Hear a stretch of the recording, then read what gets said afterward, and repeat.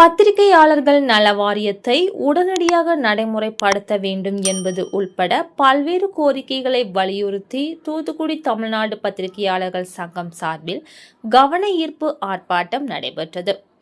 பத்திரிகையாளர் நல வாரியத்தை உடனடியாக நடைமுறைப்படுத்தி பத்திரிகையாளர்கள் நலன் காக்க வேண்டும். தூத்துக்குடி மாவட்டத்தில் பணிபுரிந்து வரும் பத்திரிகையாளர்களுக்கு அங்கீகார அட்டை வழங்க வேண்டும். தூத்துக்குடி மாவட்ட பத்திரிகையாளர்கள் மற்றும் தொலைக்காட்சி ஊடகத்தினர் செய்தி சேகரிக்கும் வகையில் தூத்துக்குடி மாவட்ட டோல்கேட்டில் இலவசமாக அனுமதிக்கப்பட மாவட்ட நிர்வாகம் நடவடிக்கை எடுக்க வேண்டும். தூத்துக்குடி மாவட்டம் உருவாகி 40 ஆண்டுகள் கடந்தும் பத்திரிகையாளர்களுக்கு இலவச வீட்டு மனைகள் வழங்கப்படாமல் காலம் தாழ்த்தப்பட்டு வருகிறது.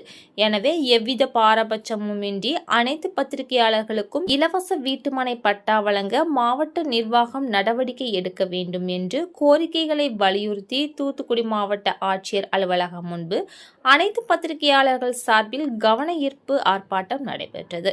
ஆர்ப்பாட்டத்திற்கு டியுஜே மாநகர் மாவட்ட தலைவர் சக்தி முருகன் தலைமை தாங்கினார். புறநகர் மாவட்ட தலைவர் இருதயஞான ரமேஷ் முன்னிலை வகித்தார்.